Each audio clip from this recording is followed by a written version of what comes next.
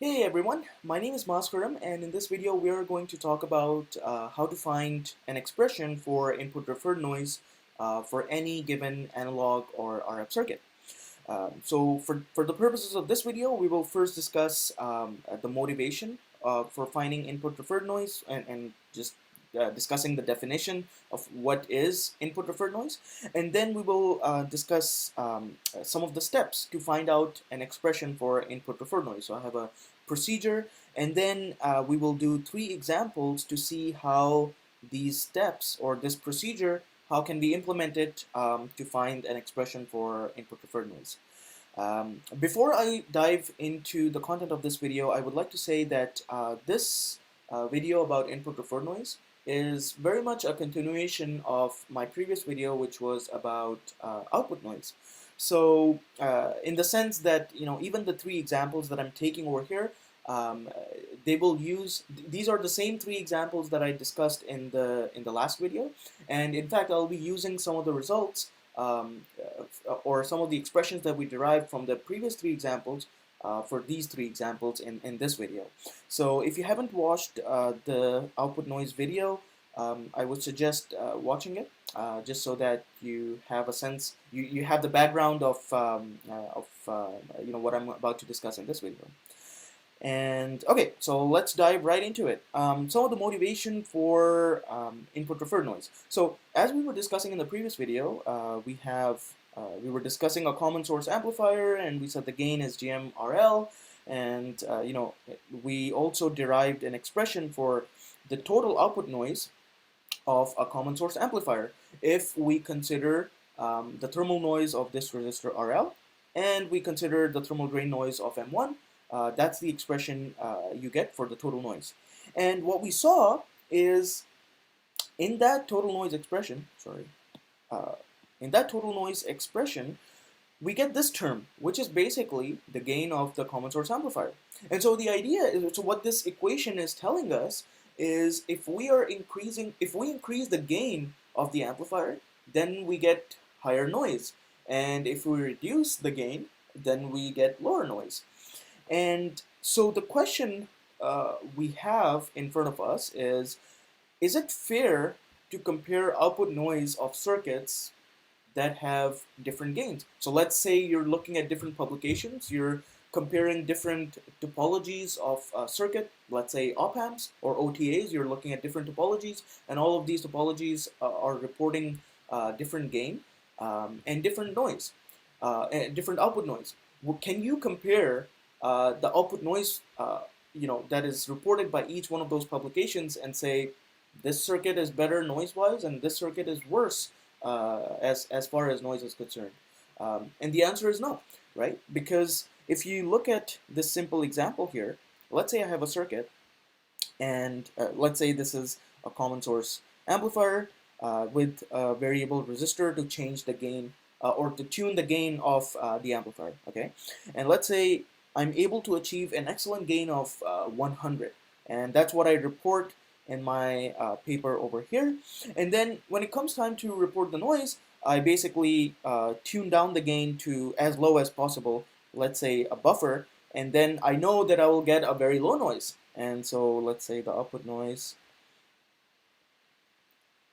is some number which is very, very low. Um, and then I report that in my paper. So that's kind of misleading because I can change the gain, and my noise can be increased or decreased at will, right? And so um, if you have circuits that have different gains, you cannot really objectively compare the output noise. The only fair comparison would be if all the circuits that you're comparing have the exact same gain, and then and only then you can look at the output noise and say whichever one is higher output noise is a worse off circuit, and whichever one has the lowest output noise is the best circuit. But if you look at different papers, that's rarely the case. Nobody is going to like all of the papers in analog IC design would not have the same gain. So we need to find a way to do this noise analysis and make it an apples to apples comparison. We need to find a sort of like a metric that would allow us to compare noise of different circuits even though they have different gains. And so one way to achieve that would be when you have the expression of output noise, let's say from the last video, what if you normalize that output noise expression by the gain of the circuit? So in other words, you take the output noise of the circuit and divide it by the gain of the circuit. And then it becomes a ratio, right? And then you can look at that ratio for different circuits and see which of these circuits have the best ratio possible. And that will be the circuit that has the best noise. So in fact, input referred noise is by definition exactly that. Look at that, what a coincidence. Input referred noise is output noise divided by the gain of the circuit. And there is another way to, sort of look at this input referred noise concept. So let's look at this common source amplifier over here. And let's say, oh, by the way, I have the DC voltages shorted out, just in case you're wondering why is this short over here and over here. Okay, so then this common source amplifier would have a certain output noise, right? Let's call it VN1. Now, theoretically, let's imagine that I have the same circuit and I'm imagining that there should be an input noise source, a fictitious or imaginary input noise source, such that and what I'm trying to think is what should be the value of this imaginary what should be the value of this imaginary input noise source such that the output noise is the same as before. It's VN1. So we had VN1 over here, and it's the same VN1 over here. What should be the value of this input input noise source? So that's basically the concept of input referred noise. In fact, this fictitious source would be input referred noise. And maybe now you might start to see some more sense behind the word input referred, because we are taking the output noise, we're dividing it by the gain, or in other words, we're referring that output noise back to the input of the circuit, and hence the word or hence the expression input referred noise. All right, so let's look at the procedure for input referred noise. It is very simple. First, we find out first we solve the output noise of the circuit as we did in the last video, and then all we have to do is divide that output noise expression by the gain of the circuit, and we're done. That's the input referred noise of the circuit. So let me do an example. So example one, same as the example one from last video about output noise. Just the only difference here is we are now finding, or now we're determining the input referred noise of the common source amplifier. And again, we're just modeling the thermal drain noise of the transistor. So let's start writing down some equations. Well, here's the output noise expression that we got from the last video for this circuit. And now we can find the input referred noise. So you can say the input referred noise is going to be the output referred noise that we have above and divided by gain of common source amplifier. Okay. And that will be squared, because all of this is mean squared. So let's do that. Let's just copy this.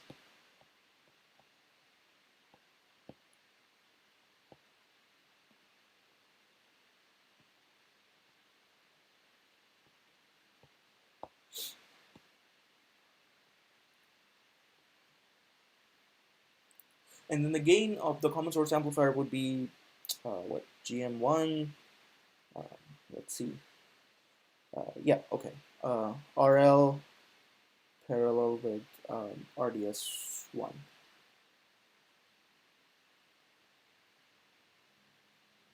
Squared. And I can simplify this a little bit, and I can write this as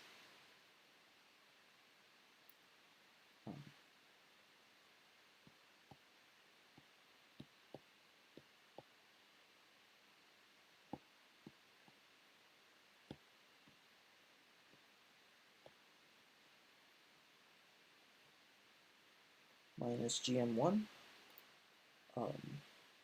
divided by GDS1 plus GL squared. Oh, sorry. Let's write it this way. Squared.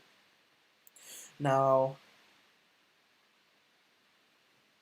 I can cancel out this term and this term, and then further simplify this. This would be 4 KdB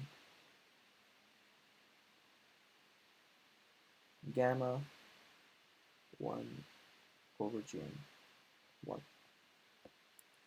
Okay, so that is actually a pretty neat expression for input referred noise.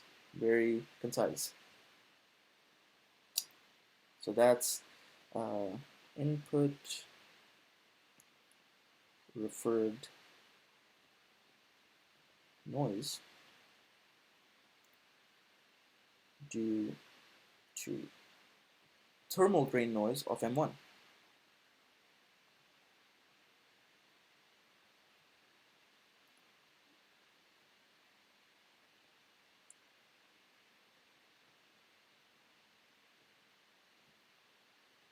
Alright, so that's our expression. And yeah, pretty simple to derive the input referred noise if you already have the output noise expression. Alright, so very similar example.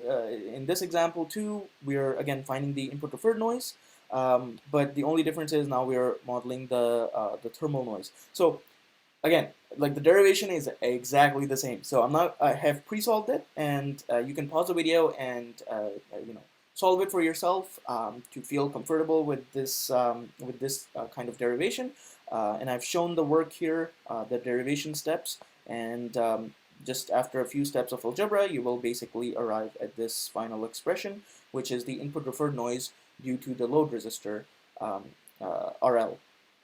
All right, and then the third example is finding the input referred noise of the same common source amplifier, but this time modeling both the thermal noise of the load resistor RL and the thermal drain noise IDN of M1. And again, we had this expression from the previous video, and same thing again. We divide the the output noise by the gain of the circuit. And then I'm making one assumption here that GDS is much lower than GL. And then after some simplification, you would get this input referred noise expression over here. So notice that if you increase the gain, the input referred noise is decreasing. But anyway, the point of this video, if you were taking anything away from this video, the point is that if you're comparing different circuits and you want to compare noise, you should be comparing the input referred noise of the circuits, because it normalizes the output noise by the gain. And so that's a more fair apples to apples comparison. And so yeah, use input referred noise for comparing different circuits. And also when you're designing your own circuits, it's a good idea to find the output noise and then refer it back to the input and look at what the performance is like. So that is pretty much it for this video. It's a quick one, and I'll see you in the next one. Cheers.